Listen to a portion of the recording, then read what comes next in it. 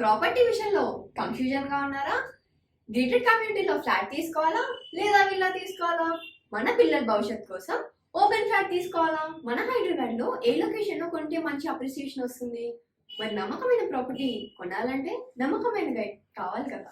Property advisor కోసం సంబంధించండి Varahaswamy property గూగులర్. Contact 7207218485. శని వక్రగతి June 29, 2004 సంవత్సరం నుంచి నవంబర్ 15, 2024 సంవత్సరం వరకు మనకి కుంభరాశిలో ఉన్నటువంటి శని వక్రగతి చెందుతున్నాడు. దీనివల్ల మనకి ఈ 12 రాశుల మీద దాని ప్రభావం ఏ విధంగా ఉంటుంది, ఏ ఏ రాశులకి మంచిగా ఉంటుంది, ఏ ఏ రాశులకి మంచిగా ఉండదు, అసలు వక్రగతి అంటే ఏమిటి, ఈ విషయాలు మనం ఈ వీడియోలో తెలుసుకుందాం. అంటే శని రెట్రోగ్రేడ్ అనమాట. రెట్రోగ్రేడ్ అంటే వెనక్కి నడుస్తున్నాడు. ప్రతి గ్రహము కూడా ముందుకు నడుస్తూ ఉంటుంది. సో సర్టైన్ సర్కమ్స్టెన్సెస్లో కొన్ని ప్రత్యేకమైనటువంటి పరిస్థితుల్లో ఈ యొక్క శని వెనక్కి నడుస్తాడు. దాన్నే వక్రగతి అంటారు. ఆ వక్రగతి వలన మనకి ఏమిటి నష్టం జరుగుతుందా, శుభం జరుగుతుందా? అసలు శనీశ్వరుడు వక్ర దృష్టితో చూస్తున్నాడు అంటాం. వక్ర దృష్టితో చూడడం అంటే ఏమిటంటే, ఇప్పుడు మామూలుగా సభ్య దశలో చూస్తున్నాం అంటే అందరూ మనకులాగా చూడడం అన్నమాట. వక్ర దృష్టితో చూడడం అనేది, ఇప్పుడు ముక్కు ఇక్కడ ఉంది, దీన్ని ఇలా క్రీగంట చూడడం, ఇలా వెనక్కి తీసుకు ముక్కు ఇక్కడ ఉంటే ఇక్కడ ఇలా చుట్టూ తిప్పి తీసుకొచ్చామంటాం కదా. అలా ఆ శనీశ్వరుడు ఏం చేస్తాడంటే ఈ యొక్క క్రూరమైనటువంటి దృష్టితో చూస్తాడు. అప్పుడు కేవలం మానవులు కాదు, దేవతలు, నవగ్రహాలు, బ్రహ్మ విష్ణు మహేశ్వరులు, సాక్షాత్తు ఆదిపరాశక్తి అందరూ కూడా భయపడాల్సిందే. శని ఒక స్వయం ప్రతిపత్తి కలిగినటువంటి ఒక గ్రహం. అది అంటే it is an autonomous planet, అటానమసిటీ ఉంది. అంటే ఆయన తను ఊరికనే తెచ్చుకోలేదు, అది తన తపశ్శక్తితో ఆ వరాన్ని పొందాడు. అండ్ ఆ సోలార్ సిస్టంలో, ఆ సౌర కుటుంబంలో శనిది ప్రత్యేక స్థానం ఉండాలా, రవి కంటే చాలా గొప్పగా ఉండాలా అని చెప్పి వరం పొందాడు. అందువల్లనే సూర్యనారాయణమూర్తికి, రవికి పూజలు ఉంటాయి. మనం అందరం పూజలు చేస్తాం, అన్ని గ్రహాలకి పూజలు చేస్తాం. కానీ శనికి మాత్రము చక్కటి కీర్తి ప్రతిష్టలు, ప్రత్యేక పూజలు ఉన్నాయన్నమాట. అంటే తైలాభిషేకం, ఇవన్నీ కూడా. అందువల్ల ఎప్పుడైతే ఈ యొక్క సూర్యనారాయణమూర్తిని, శనిని అవమానించాలని చెప్పి అక్కడ నవమండాలలో ఒక స్థానం, సీట్ ఇవ్వాలి, ఆయనకి ఆసనం ఇవ్వాలి. అప్పుడు శనీశ్వరుడు ఏంటంటే సహజంగా ఆయన తన తల్లిని సరిగ్గా చూడలేదు అనేటటువంటి దృష్టితో తన తండ్రి అయినటువంటి సూర్యనారాయణమూర్తి మీద కోపం ఉండేది. దాంట్లో శనీశ్వరుడు తప్పేం లేదు, మాతృభక్తి ఎక్కువ. అందువలన ఎవరికైతే శనికి సభ్యదశలో ఉంటాడో వాళ్ళకి తల్లి పట్ల ఆరాధనా భావన ఎక్కువ ఉంటుందన్నమాట. అప్పుడు బంగారం కుర్చీలో కూర్చోబోతుంటే ఇది బృహస్పతిది అంటాడు, వెండి కుర్చీలో కూర్చోబోతుంటే ఇది చంద్రుడిది అని, ఇలా ప్రతిదీ రాగి కుర్చీలో కూర్చోబోతుంటే ఇది కుజుడిది అని చెప్పి సూర్యనారాయణమూర్తి రవి అవమానిస్తాడు శనిని. అప్పుడు లోహం కుర్చీ ఆఖరిగా మిగిలితే ఆ లోహం కుర్చీలో కూర్చోబెడతాడు, ఇనప కుర్చీలో.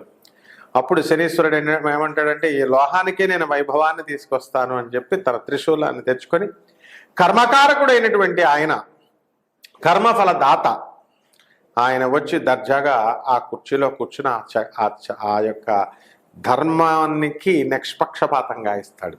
ఈ వక్ర దృష్టిలో ఉన్నప్పుడు శనీశ్వరుడు ఎటువంటి వాడినైనా సరే కొమ్ములు విరిచేస్తాడనమాట. అంటే మానవుడు చేసుకున్నటువంటి కర్మలు, తప్పుడు పనులు, మరి దానికి దుఃఖము ఫలితంగా వస్తుంది. మంచి పనులు చేస్తే మనకి మంచి ఫలితాలు వస్తాయి.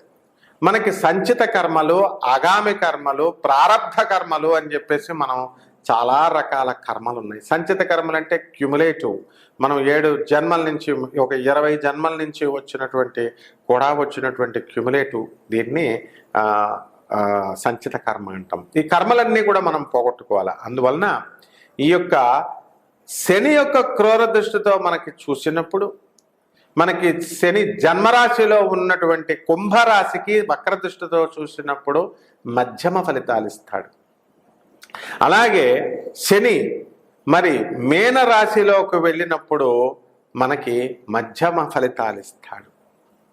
ఆ తర్వాత మేషరాశిని చూసేటప్పుడు జన్మంలో ఉన్నటువంటి ఆ శని చక్కటి స్థానాన్ని, మంచి దశని ఇస్తాడు. ఆ తర్వాత వృషభ రాశికి మధ్యమ ఫలితాలు. మిథున రాశికి మనకి వరస్ట్ ఫలితాలు. తర్వాత శని కర్కాటక రాశిని చూస్తున్నప్పుడు అద్భుతమైనటువంటి ఫలితాలు ఇస్తాడు. సింహ రాశికి హీనమైనటువంటి ఫలితాలు. కన్యా రాశికి మధ్యస్థ ఫలితాలు. తర్వాత తులారాశికి ఏమీ బాగుండదు. ఆ తర్వాత వృశ్చిక రాశికి బ్రహ్మాండంగా ఉంటుంది. తర్వాత ధనుస్సు రాశికి బ్రహ్మాండంగా ఉంటుంది. తర్వాత వచ్చినటువంటి మకర రాశికి యావరేజ్గా ఉంటుంది. ఈ విధంగా ఈ 12 రాశుల మీద మనకి ఈ శని వక్రగతి పడుతుందన్నమాట.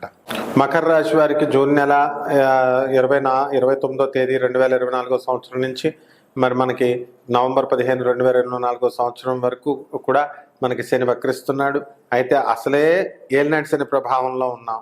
మరి ఏలినాటి శని ప్రభావంలో ఉన్నటువంటి ఈ యొక్క మకర రాశికి ఈ వక్ర దృష్టి కూడా తోడయ్యుండి బాధలు ఎక్కువైపోతాయి అన్నమాట.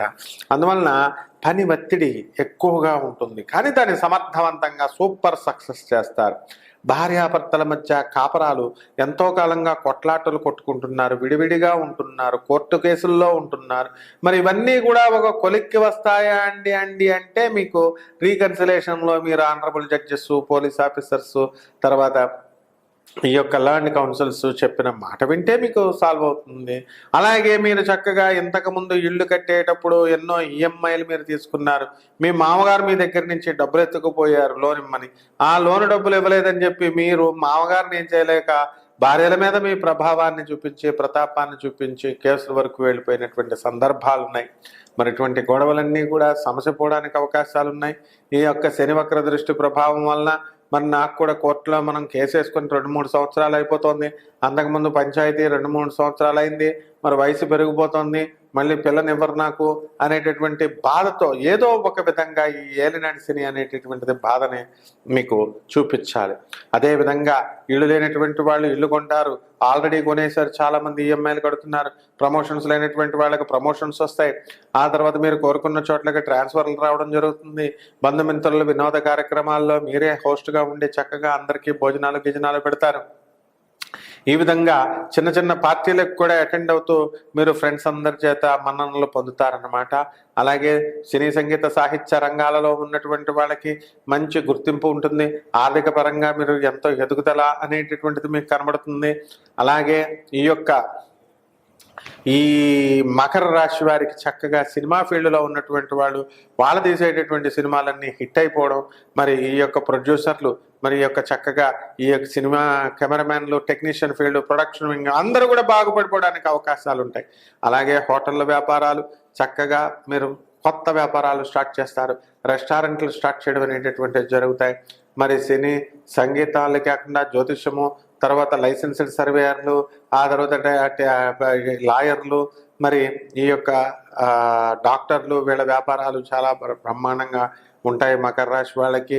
మరి దైవారాధన చక్కగా పెరుగుతుంది. మీకు దేవుడి మీద ఇంతవరకు భక్తి లేదు, మీ పిల్లలు మీ మీద కేసులు పెట్టారని చెప్పో, మీ భార్యలు మిమ్మల్ని అందరినీ కూడా లెక్క చేయకుండా మరి అలిగి వెళ్ళిపోయారని చెప్పో, దేవుడి మీద కోపంతో ఉన్నటువంటి మీరు ఆ సమస్యలన్నీ కూడా ఈ 4 నెలల్లో పరిష్కార దిశగా వెళుతున్నాయి. కాబట్టి మళ్ళీ దేవుడి ఫోటోలు పాతవి పడేసినవి అన్నీ తీసి మళ్ళీ తుడిచి ప్రారంభిస్తారు. అంటే ఆధ్యాత్మిక ప్రవృత్తి పెరుగుతుంది. రెమెడీస్.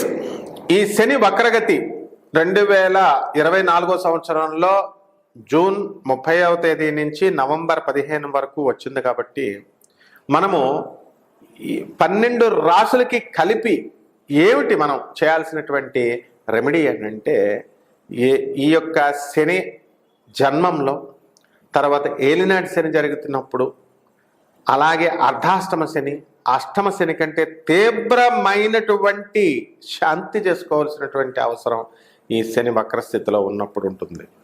అంటే మనకి శనికి ఏం చేయాలా, శనివారం నాడు చక్కగా ఈ శని జపం చేసుకోవాలా, శని స్తోత్రాలు చదువుకోవాలా, అలాగే నవగ్రహాల చుట్టూ ప్రదక్షిణ చేసుకోవాలా, తర్వాత తైలాభిషేకం నువ్వుల నూనెతో ఆడవాళ్ళైనా సరే పర్వాలేదు, మగవాళ్ళైనా సరే పర్లేదు, చిన్న బాటిల్ పట్టుకెళ్ళి వాళ్ళ చేతులతో శనీశ్వరుడికి ఓం శనైశ్చరాయ నమః అనే మహామంత్రంతో మనం అభిషేకం చేసుకోవాలా. తర్వాత రెండవది, శనివారం నాడు శ్రీ వెంకటేశ్వర స్వామి వారికి కానీ ఆంజనేయ స్వామి వారికి కానీ మనము మన ఇంట్లోనే మనం పూజ చేసుకోవాలా. మూడవది, మనము నవగ్రహారాధన చేసినప్పుడు ముఖ్యంగా మనం ఒక దేవాలయానికి వెళతాము, ప్రదక్షిణలు చేయాలి నవగ్రహాలకి. అలాగే ప్రదక్షిణలు చేసిన తర్వాత శనికి దానం ఇవ్వాలి. ఎలా? శనివారం నాడు కరెక్ట్గా ఉదయం 8 గంటలకి మనం ఏం చేయాలా, శనీశ్వరుడి ఇంట్లో కానీ లేకపోతే బయట ఏ దేవాలయంలో కానీ నల్లగా ఉన్నటువంటి బ్రాహ్మణుని, ఎలాగో మనం దానం ఇచ్చేటప్పుడు నల్లగా ఉన్న బ్రాహ్మణే దొరుకుతాడు అనమాట, అది శని యొక్క ఏర్పాటు. సో బ్రాహ్మణుడికి, పేద బ్రాహ్మణుడికి నల్లని వస్త్రాన్ని, ఆ తర్వాత కిలోంపావు నల్ల నువ్వుల్ని, ఈ రెండిటిని తీసుకొని ఉదయం కరెక్ట్గా 8 గంటలకు శనీశ్వర స్వామి పేరు చెప్పి ఓం శనైశ్చరాయ నమః అంటూ ఏ ఏ గ్రహాః అరిష్టస్థానగతాః తేషాం గ్రహాణాం శుభ ఏకాదశస్థలాఫలా వ్యాప్త్యర్థం తిలదానం కరిష్యే అని చెప్పేసి బ్రాహ్మణుడికి అధిక పారితోషకాన్ని ఇచ్చి మనము శనీశ్వరుడికి దానం చేయాలి. ఈ విధంగా మనము శనికి దానం చేసిన తర్వాత జమ్మి చెట్టు ఉంటుంది, ఆ జమ్మి చెట్టు చుట్టూ ప్రదక్షిణలు చేసుకోవాలా. ప్రదక్షిణలు చేసి చక్కగా ఆ చెట్టుకి నీళ్లు పోయాలా, సేవ చేయాలా. సేవ చేయాలంటే దూరంగా అగరబత్తి వెలిగించి, దూరంగా దీపం వెలిగించి, ఆ జమ్మి చెట్టుని నమస్కారం చేసుకుంటూ ప్రదక్షిణలు చేసుకుంటూ 11 లేదా 21 ప్రదక్షిణలు చేసుకుంటూ మనం చేసినటువంటి పాపాలన్నీ కూడా క్షమించాలి, పోవాలి అని చెప్పి ఈ జమ్మి చెట్టుకి చక్కగా మనం అర్చన చేసుకుంటే ఈ యొక్క శని వక్ర దృష్టి మీద ఉన్నటువంటి ఈ యొక్క ఫలితాలన్నీ కూడా, వక్ర దృష్టితో వచ్చినటువంటి దుశ్శకునాలు కానీ, దుష్ట ప్రభావాలు కానీ, దుష్ట ఫలితాలు కానీ అవన్నీ కూడా శమించిపోతాయి. అందువలన మనము ఈ యొక్క శనికి నల్లని వస్త్రాన్ని మనము ఆ మగవాళ్ళకు కూడా కాకుండా ఆడవాళ్ళకు కూడా నల్ల చీరను దానం చేయొచ్చు. అలాగే దశమహావిద్యలలో ఒకటైనటువంటి మహాకాళి అమ్మవారు చక్కగా ఆ నల్లని వస్త్రాన్ని అక్కడ పెట్టి, పీఠం పైన పెట్టి అమ్మవారికి వేసి ఓం మహాకాళ్యై నమః క్రీం క్రీం క్రీం దక్షిణే కాళికే క్రీం క్రీం క్రీం హూం హూం హ్రీం హ్రీం దక్షిణే కాళికే హ్రీం హ్రీం హూం ఫట స్వాహ అని ఇలా రకరకాల మంత్రాలు ఉంటాయి. మీరు అవన్నీ ఏం చేయాల్సినటువంటి అవసరం లేదు. ఓం క్రీం మహాకాళ్యై నమః అనే మహామంత్రంతో మీరు కనుక చేసుకున్నా, లేదా సింపుల్గా ఓం మహాకాళ్యై నమః అనే మహామంత్రంతో మీరు చేసుకున్నా ఆ అమ్మవారికి చక్కగా జపం 108 జపం, ఒక మాల, అలా మీరు ఎంత చేయగలిగితే అంత మాలని శనివారం నాడు మీరు కనుక చేసుకున్నట్లయితే ఈ యొక్క శని యొక్క క్రూర దృష్టి నుంచి, శని యొక్క వక్ర దృష్టి నుంచి మీరు తప్పించుకోగలుగుతారు. ఆ తప్పించుకోవడం వల్ల మీకేమవుతుందండి అంటే వాహనాలు కొత్తగా కొనుక్కుంటారు, ఆ తర్వాత ఇళ్ళు లేనటువంటి వాళ్ళు ఇళ్ళు కొంటారు, స్థలాలు లేనటువంటి వాళ్ళు స్థలాలు కొంటారు. అదే శని వక్రదృష్టితో ఉన్నప్పుడు మనకేమవుతుందంటే వాహనాలు కొంటాం, కానీ మన పిల్లలు పట్టుకెళ్ళి లైసెన్స్ లేకుండా తీసుకెళ్ళినప్పుడు అది పోలీసు వాళ్ళు పట్టుకుంటారు. వయసులో మైనర్ తోలుతున్నాడు కాబట్టి ఆర్సీ బుక్ ఏమి ఉండవు, లైసెన్స్ కాబట్టి కేసులు రాస్తాడు. పిల్లవాడు చేసిన తప్పుకు మీరు తల్లిదండ్రులు మీ పైన కేసులు రాస్తారు. ఇలా అనవసరమైనటువంటి విషయాల్లో ఇరుక్కుంటారు. అలాగే నీలాప నిందలు, మీరు ఏమీ లేనిదే ఎవరినో ఏదో అన్నట్టు ఆ విధంగా నీలాప నిందలు ఇవన్నీ కూడా రావడానికి అవకాశాలు ఉన్నాయి. కాబట్టి ఈ శనికి తైలాభిషేకాన్ని కనుక మీరు జరిపించుకున్నట్లయితే మీ ఇంట్లోనే చేసుకోవచ్చు. నవగ్రహ దేవాలయానికి వెళ్ళి మీ చేతులతోనే చేయొచ్చు. అంతేగాని శనీశ్వరుడు గుళ్ళ లోపలికి వెళ్ళి మనం చేయాల్సినటువంటి ఆడవాళ్ళు రావక్కర్లేదని పంతులు గారులు వాళ్ళు చెప్తూ ఉంటారు. కానీ బయట ఉపదేవాలయాలు, నవగ్రహ దేవాలయాలు ఉంటాయి కాబట్టి అక్కడ మీరు చక్కగా వేసుకుని ఓం శనీశ్వరాయ నమః అనేటటువంటి మంత్రంతో మీరు చేసుకోండి. చక్కగా ఈ జూన్ 29 నుంచి, అంటే జూన్ 30 నుంచి నవంబర్ 15 వరకు జరిగేటటువంటి ఈ వక్రదృష్టి ప్రభావం వలన వచ్చేటటువంటి సమస్త దోషాలు మీకు పోయి సుఖవంతమైనటువంటి జీవితం ఈ 4.5 నెలలు మీకు వస్తుంది. శుభమస్తు.